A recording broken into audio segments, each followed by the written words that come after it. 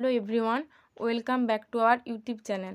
আজ আমরা সপ্তম শ্রেণীর ভূগোল পাঠ্যবইয়ের অন্তর্গত অষ্টম অধ্যায়, যে অধ্যায়টির নাম মাটি দূষণ, সেই বিষয়ে আজকে আমরা পড়বো এবং জানবো। তো চলো শুরু করা যাক।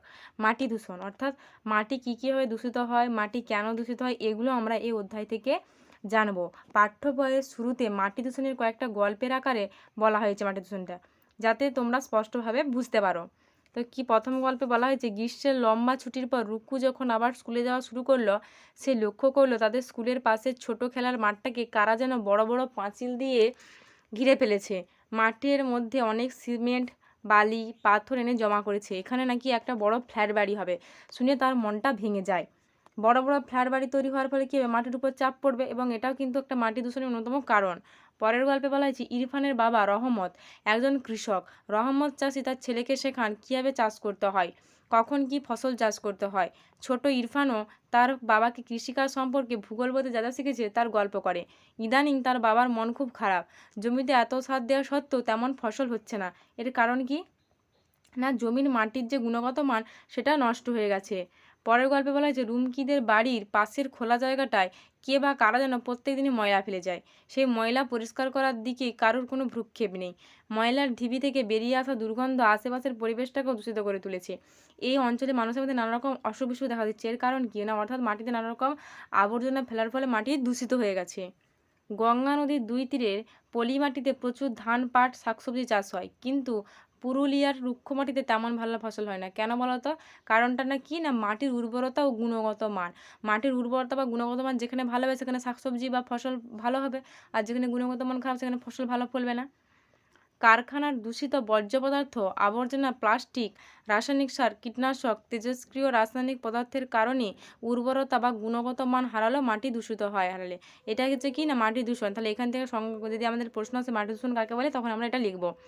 মাটি জীবনের ধারক। মাটি প্রকৃতির সবথেকে বড় দান। পৃথিবীর 3 ভাগের 1 ভাগ মাত্র স্থলভাগ, আর এই স্থলভাগের উপরের স্তরে রয়েছে মাটি। হাজার হাজার বছর ধরে বিভিন্ন প্রাকৃতিক শক্তি দ্বারা শিলা ক্ষয় হয়ে এই মাটি তৈরি হয়েছে। মাটি পৃথিবীতে জীবনের ধারক। মানুষ সহ সমস্ত উদ্ভিদ প্রাণীর বাসস্থান, খাদ্য সংস্থান এবং জীবন ধারণ সবই কিনা মাটির উপরেই। পরবর্তী পৃষ্ঠায় বলা হয়েছে, তোমাদের বাগান বা বাড়ির টবে যে ফুল গাছটা আছে সেটাতে প্রত্যেক দিন খুব সুন্দর সুন্দর ফুল ফোটে। আচ্ছা, ওই টবটাতে যদি দূষিত তেল জাতীয় কিছু পড়ে তবে কি হবে বলতে পারো? ঠিক ধরেছ, গাছটা মরে যাবে। কেন না, কারণ হচ্ছে গাছের গোড়ায় যে মাটিটা থেকে গাছ পুষ্টি পায় সেই মাটিটাই যদি দূষিত হয়ে গেছে তাহলে তো গাছটা মারা পড়বেই। মাটি দূষণের কারণ, এখানে মাটি দূষণের বিভিন্ন কারণগুলো ছবির সাহায্যে তুলে ধরা হয়েছে, যেমন বৃক্ষচ্ছেদন, আবর্জনা ফেলা, জনসংখ্যা বৃদ্ধি, পশুচারণ, কীটনাশক জমিতে ব্যবহার করা। তারপরের পৃষ্ঠে রয়েছে, পৃথিবীর মোট স্থলভাগের মাত্র 10% পৃথিবীর মোট জনসংখ্যার 90% মানুষ বাস করছে।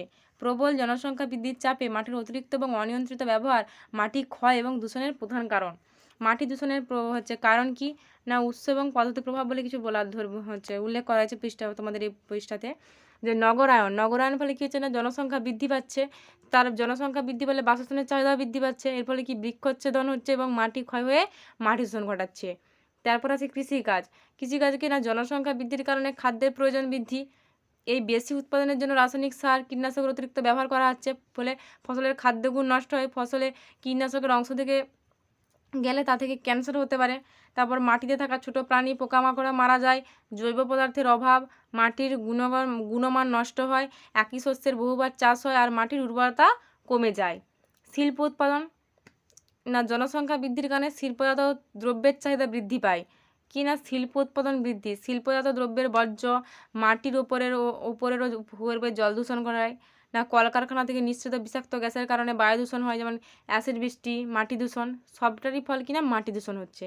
গৃহস্থালী থেকে কীভাবে মাটি দূষণ হচ্ছে না, বাড়ি, বাজার বা হাসপাতাল, শহরের আবর্জনা স্তূপে ভাইরাস, ব্যাকটেরিয়া জন্মায়। পলিথিন, প্লাস্টিক মাটিতে মিশে যায় না, এগুলো থেকে বিষাক্ত রাসায়নিক মাটিতে মিশে মাটি দূষণ ঘটায়। শৌচাগারের জল, মলমূত্র মাটিতে মিশলে বিভিন্ন রকম রোগের জীবাণু থেকে অসুখের সংক্রমণ হয়। যানবাহন, নগরায়নের ফলে কী হচ্ছে, যানবাহনের সংখ্যাও বৃদ্ধি পাচ্ছে। যানবাহন থেকে নির্গত ধোঁয়ায় বায়ু দূষণ, অ্যাসিড বৃষ্টি, মৃত্তিকা দূষণ হচ্ছে। তাপবিদ্যুৎ ও পারমাণবিক বিদ্যুৎ কেন্দ্র থেকে না, কি না, তাপবিদ্যুৎ কেন্দ্র, ইটভাটার ছাই, পারমাণবিক কেন্দ্রে তেজস্ক্রিয় বর্জ্য সব মাটি দূষণ ঘটাচ্ছে। এইভাবে দূষিত মাটিতে উৎপন্ন ফসল, উদ্ভিদের ক্ষতিকর তেজস্ক্রিয় বিকিরণের প্রভাব থেকে ইটভাটার ইট তৈরির জন্য অতিরিক্ত মাটি কাটা, মাটি ক্ষয় হচ্ছে। এখানে বলছে পিগলুর ডায়েরি, এখানে দুটো ঘটনার কথা বলা হয়েছে, যেমন কি 1984 সালে মধ্যরাতে ভারতের ভোপালে ইউনিয়ন কার্বাইডের কারখানা থেকে অতি বিষাক্ত গ্যাস বাতাসে মেশে, এর ফলে প্রচুর মানুষ মারা যায় এবং বহু মানুষ কিনা পঙ্গু হয়ে যায়। এটা 1984 সালে ঘটনাটা ঘটেছিল। আর 1986 সালে ইউক্রেনের চেরনোবিল পারমাণবিক কেন্দ্রে এবং 2011 সালে জাপানের ফুকুশিমা ডাইচিতে দুর্ঘটনার ফলে আশেপাশের অঞ্চলে মাটি, জল, বাতাসে ভয়াবহ তেজস্ক্রিয় দূষণ ছড়ায় এবং প্রচুর মানুষ ক্ষতিগ্রস্ত হয়। বলছে অনুসন্ধান, তোমার গ্রামে বা পাড়ায় মাটি দূষণের পরিস্থিতি বুঝে নিয়ে লিখে ফেলো। তোমরা এটা তোমার নিজস্ব পাড়ায় গিয়ে এই যে প্রশ্নগুলি করা হয়েছে সেগুলি নিজের মতন করে উত্তর দেওয়ার চেষ্টা করবে। এটা তোমরা বাড়িতেই চেষ্টা করবে করার। পরবর্তী পৃষ্ঠাতে কি বলা হয়েছে, মেলাও তো দেখি। ক স্তম্ভ ও খ স্তম্ভ মানে ক আর ক্ষয়ের মিলাতে বলা হয়েছে। কি বলা হয়েছে না, কলকারখানার ধোঁয়া। কলকারখানার ধোঁয়ায় কি হচ্ছে না, অ্যাসিড বৃষ্টি ঘটাতে সাহায্য করে। আর কৃষি জমিতে কীটনাশক ও সারের অতিরিক্ত ব্যবহার কি করছে, মৃত্তিকা দূষণের অন্যতম কারণ। জনসংখ্যা অত্যধিক বৃদ্ধির ফলে কি নগরায়ণ প্রসার ঘটে। পরিবেশে মৃত্তিকা দূষণ নানা প্রকার রোগ ব্যাধির জন্ম দেয়। মাটিতে অবস্থিত বিভিন্ন প্রাণী যেমন কেঁচো, পোকামাকড় ইত্যাদি মাটির উর্বরতা বাড়ায়। আর যত্রতত্র বর্জ্য ফেলা মাটির উর্বর শক্তি নষ্ট করে। মাটি দূষণ প্রতিরোধের উপায়, মাটির এই দূষণ নিয়ন্ত্রণ করা সম্ভব যদি আমরা সকলে একটু সচেতন হই আমাদের পরিবেশ সম্পর্কে, পরিবেশের বিভিন্ন উপাদান সম্পর্কে এবং সর্বোপরি আমাদের কাজকর্ম সম্পর্কে। কি করা উচিত না, গৃহস্থালির বর্জ্য পদার্থ বা আবর্জনা সঠিক জায়গায় ফেলতে হবে। পলিথিনের বদলে কাগজ বা পাটের থলের ব্যবহার।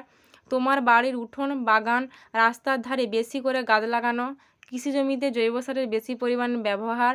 স্কুলের বা বাড়ির আশেপাশের মানুষদের সচেতন করা। আর কি করা উচিত নয় না, যেখানে সেখানে জঞ্জাল বা আবর্জনা ফেলা উচিত নয়।